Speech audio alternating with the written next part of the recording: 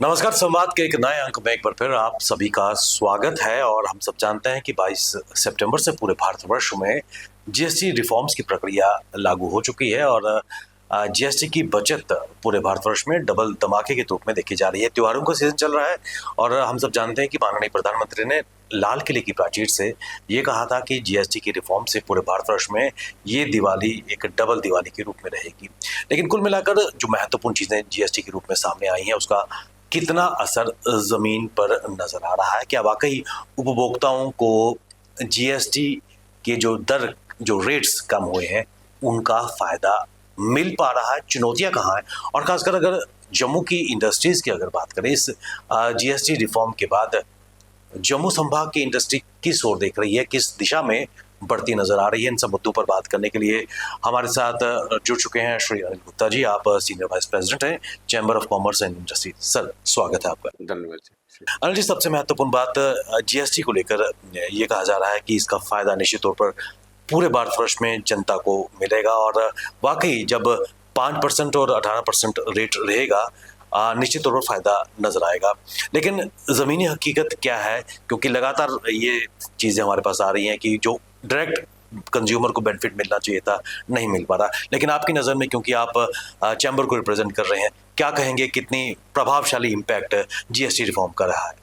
शुक्रिया सर ऐसा पोजीशन है कि जो जीएसटी 2 रिफॉर्म आया 2000 ये अपना 22 तारीख को, ये एक बड़ा बहुत अच्छा इम्पैक्ट है। हमारी जो कंज्यूमर जो है, कंज्यूमर को बेनिफिट देने वाला है। कंज्यूमर की रसोई जो है वो नेचुरली तौर पर कम होगी जब उसको बेनिफिट पास किया जाएगा।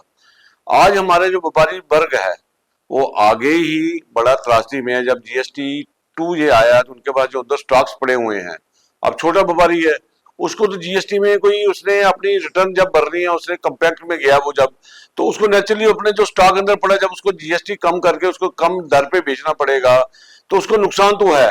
लेकिन हमारा व्यापारी बेयर कर रहा है, वो कंज्यूमर को ये बेनिफिट पास ऑन कर रहा है। शायद कुछ व्यापारी हो बीच में 1-2% पता, आपको पता है कि शरारती तत्व भी होते हैं, वो शायद उनको जहां उनको नॉलेज कम है, उसके लिए हमारा जो लीगल मेट्रोलॉजी डिपार्टमेंट है वो भी लगातार मीटिंग्स कर रहा है, बाजार बाजार में जाके मीटिंग्स कर रहा है और लोगों को एक अवेयरनेस दे रहा है कि जीएसटी 2 के बाद आपने अपने रेट जो आपके कंपनीज के रेट है वो कम करो। लेकिन सर इसमें एक सबसे बड़ी दिक्कत है कि क्या हमारी जो बड़ी कंपनीज है, क्या वो अपने रेट उन्होंने कम किए हैं? अगर टैक्स किसी चीज पे 18 से 5 पे आ गया है या 18 से 12 से 5 पे आ गया है, क्या उन्होंने अपनी एमआरपी कम की है? कहीं ये तो नहीं है कि उन्होंने जो जीएसटी के पहले वाली प्राइस उसको बढ़ा के द्वारा सेम एमआरपी सेम ही रहने दी है? सरकार का बड़ा कंट्रोल इस पे है। इस बात पे आप ये भी देखें, जब हमारा छोटा व्यापारी वो सोचेगा यार जब मैंने 5% जीएस जब 18 पे लिया था, जब 12 पे लिया था, तब भी मेरी चीज 600 रुपए की थी। जब सरकार ने 5% कर दिया, कंपनी फिर भी मेरे को 600 ही दे रही है, तो वो बेचारा वो नेचुरली उसको घाटा तो है ही है, क्योंकि जब वो बिल काटेगा 5% का 18 भर के या 28 भर के या 12 भर के, जब वो 5% चार्ज करेगा उसको घाटा तो है, वो बेयर करेगा। लेकिन सरकार को चाहिए को बड़ी कंपनियों को भी थोड़ा सा वो आदेश दे, जहां उनसे बात करे कि वो ये अपना बेनिफिट जो प्रॉपर पूरा लोगों को ट्रांसफर करे, ताकि हमारा कंज्यूमर, जिसकी हमारी जो माँ बहन है, जो रसोई की जननी है, जो रसोई चलाने वाली है, जो गृहिणी है, उनका भी रसोई का बजट कम हो और वो भी थोड़ा सा रिलीफ करें। और जो इससे जो इनकम आएगी, जो उनको पैसा बचेगा वो भी मार्केट में ही जाएगा। वो इससे अपनी जो खुशियां, छोटी छोटी खुशी होती है, वो इसको पूरा करेंगे। क्योंकि आने वाला जो ये अब त्योहारी सीजन चल रहा है, मेरी यही रिक्वेस्ट है भारत सरकार से कि वो इसको जो है, जो अपना बड़ी कंपनियों के साथ एक मीटिंग करके उनको ये बोले कि आप अपने एमआरपी तो कम करें। क्योंकि मैं आपको यही मैं बताता हूँ कि अभी तक एमआरपी कई कंपनियों ने कम नहीं किए। उन्होंने अपना प्राइस जो है वो जो जो पहले थे जीएसटी 5% होने के बाद भी उसको वही सेम पे रखा है। उन्हें बोला कि हमारी जो वैल्यू है जीएसटी के पहले वाली उसको बढ़ा दिया है। इसको पास करने की बड़ी जरूरत है सर। यानी कि एक उपभोक्ता के लिए एक थोड़ी कंफ्यूजिंग सिचुएशन है, उसको ये नहीं पता चल रहा है कि वाकई इसको बेनिफिट मिल रहा है नहीं मिल रहा है। और खासकर जो स्टॉक्स ऑलरेडी बड़े बड़े दुकानदारों के पास पहुंचा हुआ है, उस पर किस प्रकार एमआरपीएफ को कम किया जाएगा? आपने लीगल मेट्रोलॉजी का जिक्र किया। ऐसे में चैम्बर की भी एक बड़ी भूमिका है कहीं ना कहीं अवेयरनेस क्रिएट करना। इस दिशा में क्या प्रयास किए जा रहे हैं? सर देखो, चैम्बर जो है अपने मेंबरों के साथ लगातार टच में है, व्यापारी वर्ग के साथ हर वक्त वो टच में है कि वो जो ये बेनिफिट है जो हमारे प्रधानमंत्री जी ने लोगों को एक दिवाली पे तोहफा दिया है, नवरात्रों के फर्स्ट दिन ही ये हमारा तोहफा लोगों को मिला था, उसका बेनिफिट पास किया जाए। हम व्यापारियों को लगातार अवेयरनेस में उनके साथ कैंपिंग करके हम उनको समझा रहे हैं कि इसको कम करें, लेकिन कई छोटे दुकानदार हैं जिन तक हमारी पहुंच नहीं है। उसके लिए लीगल मेट्रोलॉजी डिपार्टमेंट है, उसके बाद इतनी टीम है, वो उनके पास जाके उनको अवेयरनेस कर सकती है। सिर्फ व्यापारी को चलान करने से बेनिफिट देने के बाद ही उसको अवेयरनेस जब करेंगे, नेचुरली वो समझ में आएगा, वो उसको कम करेगा, उसको बेनिफिट को तो पास ऑन करेगा।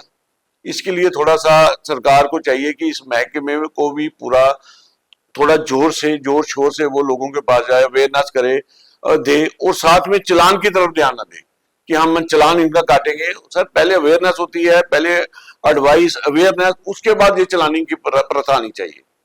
और मेरे ख्याल से लीगल मेट्रोलॉजी डिपार्टमेंट जो है वो लगा भी हुआ है, लोगों के साथ लगातार टच में है। अगले दिन भी उन्होंने एक अपना 4-5 बाजार इकट्ठे करके सिटी इंटरनल सिटी की एक मीटिंग की, जिसमें मीटिंग में उन्होंने लोगों को अवेयरनेस की। इंडस्ट्री के हवाले से अगर बात करें, ऑलरेडी एक सुस्ती का दौर जम्मू में देखा जा रहा है, उसके बाद जो प्रकृति का आपदा, नेचुरल जो क्लैमिटी यहाँ पर आई है, उसने भी एक धक्का इंडस्ट्री और कॉमर्स को दिया है। लेकिन इस जीएसटी का लेकर किस नज़रिए से जो इंडस्ट्री है देख रही है? सर देखें, सबसे पहले तो हमारी जो इंडस्ट्री जम्मू में है ये हमेशा पैकेज पे चलती है। जब इस तक इसको कोई बेनिफिट नहीं मिलेगा तो ये चल नहीं सकती है, क्योंकि आप देखिए हमारी जो स्टेट जो है ये कंज्यूमिंग स्टेट है, नॉट ए प्रोड्यूसिंग स्टेट। जहाँ पे जो भी सामान आना है बाहर से आना है और तैयार होना है और बाहर जाके बिकना है। उसके लिए सरकार हमें इंसेंटिव देती है, क्योंकि हमें फ्रेट का जो डिफरेंस है वो हम पूरा नहीं कर सकते। लेबर्स हमारी यहाँ पे महंगी है, हमारा यहाँ पे खर्चा अपना महंगा है, उस करके वो सरकार उसके लिए एक इंसेंटिव का प्रावधान रखती है। अब ये देखिए, जैसे हमारी कुछ इंडस्ट्रीज, जैसे आप बैट मैन्युफैक्चरर इंडस्ट्रीज है, उनका जो विलो है उस पर 18% है, लेकिन बैट में 5% है। सरकार ने 5% कर दिया, जब उन्होंने परचेज करनी 18% पे और 5% पे। ऐसे बर्तन की इंडस्ट्री है, उसकी स्क्रैप जो है वो 18% है और उसमें जो बनने वाला 5% है, जो बर्तन बनेगा। वैसे ही हमारी एक इंडस्ट्री गत्ता इंडस्ट्री, कार गाड़ी बक्स की इंडस्ट्री जो हमारे कश्मीर में एप्पल के लिए वही चलती है, उसमें जो हमने अपना क्राफ्ट पेपर लेना है उसको 18% पे करना है, और जब वो तैयार होना है गत्ता उसको 5% हमने चार्ज करना है। सर जहाँ पे जब सरकार का हमारे यहाँ पे हमारी जो नई इंडस्ट्री लगी है उसके लिए सरकार ने 100% जीएसटी का रिफंड रखा हुआ है। सर जब उनका रिफंड बनेगा नहीं तो वो लेंगे किससे? वो ये नहीं घबराते हैं कि 18% की हम पे कर रहे हैं और 5% चार्ज कर रहे हैं। वो कहते हैं कि जो हमारा बेनिफिट है, जो सरकार ने हमारे साथ एक वायदा किया होता है, जिसके भरोसे पे हमने माल बेचना है, वो हमें कैसे मिले। सरकार को चाहिए कि इसके लिए ये पॉलिसी लाए कि अपनी इंडस्ट्री को कैसे बचाना है। हम कहते हैं कि इंडस्ट्री वो 5% पे माल अपना बेचे, लेकिन उसकी एवज में उनको कोई पैकेज में कुछ इंसेंटिव मिलने चाहिए। वो इंसेंटिव टर्नओवर की शेप में है, उनकी सेल दे सकते हैं, टर्नओवर की शेप में उनको दे सकते हैं। जो हमने आपको इतना पिछले 2 साल में आपको बेनिफिट दिया है उसकी एवज में कुछ दे सकते हैं, तभी हमारी यहाँ पे लोकल इंडस्ट्री कामयाब हो सकती है। क्योंकि हमने बाहर से ला के बाहर बेचना है तो ऐसे कामयाब नहीं है। आप दूसरी तरफ देखें, जैसे आपके फार्मा इंडस्ट्री है, कुछ प्रोडक्ट 0% पे आ गए हैं। जो हमारी बाहर से फार्मा इंडस्ट्री आई, जहां हमारे लोकल यूथ ने जहां पे कोई फार्मा का यूनिट लगाया है, और बेनिफिट तो सारा टोटल खत्म हो गया। बेनिफिट जब रहा ही नहीं तो वो इसलिए कहा यहाँ पे क्या लगाएंगे, क्या किस लिए आएंगे?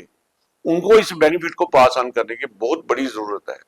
और उसका वो एक टर्नओवर की शेप में, जहाँ सरकार के पास इतने इतने बड़े ब्यूरोक्रेट्स हैं, इतने इतने बड़े दिमाग हैं, इतने इतने बड़े लोग बैठे हुए हैं, वो इसके लिए को बनाए कि जैसे हम अपनी इंडस्ट्री को कैसे सेव कर सकते हैं। इसके लिए सरकार को कोई ना कोई पॉलिसी बनानी चाहिए। और हमारी इंडस्ट्री, मैं इसमें एक ही चीज चाहता हूं कि हमारी इंडस्ट्री में हमारे लोकल लोगों के लिए कोई ना कोई कैपिंग होनी चाहिए। वो सरकार ने कभी भी नहीं रखी है। सरकार को चाहिए कि हमारा लोकल यूथ, आज देखें, आज घरों में हमारे बच्चे यहाँ पे नहीं रह रहे हैं, कहते जम्मू में कुछ है ही नहीं, वो सारे बाहर जा रहे हैं। आने वाले टाइम में आज भी कुछ जम्मू में 50-40% वृद्धाश्रम ही बना हुआ है। आने वाले टाइम में 100% बन जाएगा, बच्चे बाहर होंगे, माँ बाप जहाँ पे, क्योंकि हमें अपने जम्मू से मोह है, जम्मू कश्मीर से मोह है, हमें अपने डोगरेपन से मोह है। हम कहते हैं हमने यहीं पे रहना है, लेकिन बच्चे बाहर रहेंगे। तो सरकार को उन बच्चों को रोकने के लिए भी कोई पॉलिसी लानी चाहिए। और इसमें कोई दो राय नहीं कि वो पॉलिसी इंडस्ट्री के माध्यम से आ सकती है, तभी जाकर ना केवल अपॉर्चुनिटी मिल सकती है एम्प्लॉयमेंट जनरेशन के लिए, और यही बच्चे जब अपना स्टार्टअप जम्मू में बनाएंगे और ना केवल खुद रोजगार कमाएंगे बल्कि और उनको भी रोजगार दे सकते हैं। ऐसे में चैम्बर की नज़र में क्या ऐसे इनिशिएटिव सरकार को चाहिए कि आने वाले समय में ले, ताकि जो पढ़े लिखे बच्चे जो हैं, टेक्नोक्रेट्स हैं, दिमाग इनके पास है, आईटी बेस्ड इनके पास नॉलेज है, वो जम्मू में रह सके। सरकार को क्या करना चाहिए?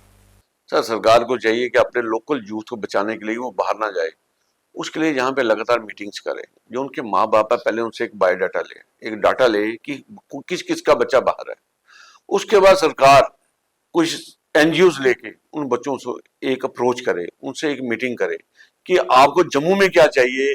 जो आप वहां पे पैकेज ले रहे हो 60,000, 70,000, 80,000 लाख रुपए महीने का ले रहे हो, आपको जम्मू में हम क्या दें जिससे आपको ये पैकेज यहीं पे मिले। आप यहाँ पे रहो और जम्मू कश्मीर की सेवा अपने लोगों के, अपने देश के लोगों की सेवा यहीं से करो। हम बाहर जाके नौकरशाही करें, आप यहाँ पे नौकर एम्प्लॉयमेंट जनरेट करने वाले बने। वो सारा कुछ सर बिना इंडस्ट्री की पॉलिसी के कुछ नहीं हो सकता। सरकार को इंडस्ट्री की अच्छी पॉलिसी दे जिसे वो बच्चे बाहर जाने की जगह जहां पे रुकें और अपने माँ बाप की भी सेवा करें और अपने जम्मू कश्मीर की भी सेवा करें और इसके माध्यम से अपने देश की सेवा भी करें। इसके लिए सरकार ही कुछ कर सकती है। हम जहां पे इसके लिए चैम्बर की तरफ से कोई भी मदद की जरूरत होगी, चैम्बर हर वक्त जम्मू कश्मीर के लोगों के साथ, भारत वासियों के साथ खड़ा रहेगा। और एक और मुद्दा जो पिछले काफी देर से चैम्बर की मांग करती आई है, दरबार मूव का मुद्दा, और 23 अक्टूबर से असेंबली सत्र भी शुरू होने जा रहा है। क्या उम्मीद लग रही है कि वाकई इस बार दरबार मूव आएगा? सर जब पिछली बार सीएम साहब हमारे चैम्बर हाउस में आए थे, उन्होंने हमें ऐसा एक प्रॉमिस किया था कि इस बार मैं दरबार 60-70% लेके आया हूँ, अगली बार मैं दरबार 100% जम्मू में खुलेगा। उसके लिए हमें अपने सीएम साहब पे पूरा यकीन है कि वो अपना वायदा पूरा करेंगे। उससे हमारा यहाँ पे सर एक इकॉनमी बूस्ट होने की बात भी है और भाईचारा भी मेंटेन होता है। हम उनकी कश्मीरियत को समझते हैं, वो हमारे डुगरपन को समझते हैं। वो जब हम वहां पे जाते हैं वो हमारी मेहमान नवाजी करते हैं, जब जम्मू में आते हैं हम भी उन भाई बहनों की मेहमान नवाजी करते हैं।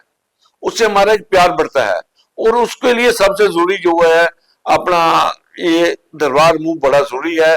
उससे हमारी इकॉनमी भी बूस्ट होगी और हमारा भाईचारा भी बढ़ेगा। उससे हमारा प्रेम, जो हमारे यहाँ पे छुटपुट घटनाएं नफरत की होती है, वो सारी खत्म हो जाएंगी और हमारा प्यार मेंटेन रहेगा। यानी कि मान के चलें कि दिलों की दूरी जब कम होगी तो प्यार भी बढ़ेगा, और जो अर्थव्यवस्था है, क्योंकि अगर जम्मू की मार्केट्स देखें इस वक्त खाली पड़ी है, दरबार के आने से वहां पर कुछ रश तो नजर आएगा। सर देखो, जब से ये आप पहले देखें, जब पुलवामा अटैक हुआ उसके बाद हमारा व्यापारी वर्ग बिल्कुल ही खत्म हो गया है।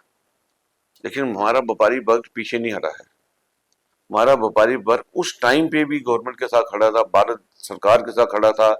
जब ये हमारी बाढ़ की आपदा आई, आप जो देखेंगे कि व्यापारी वर्ग तब भी खड़ा था। यहाँ पे जो आप देखें किटें शिटें, राशन की किटें, लंगर लगे हैं, लोगों को कपड़े पहुंचाए गए हैं, लोगों ने अपनी स्वेच्छा से पीएम सीएम फंड में पैसा दिया है, अपना डीसी ऑफिस में पैसा दिया है। किसने दिया? जम्मू के लोकल ने। आप ये देखें कि हमारे लोग अमेज़न फ्लिपकार्ट की तरफ जा रहे हैं, क्या उन्होंने कोई डोनेशन दी है?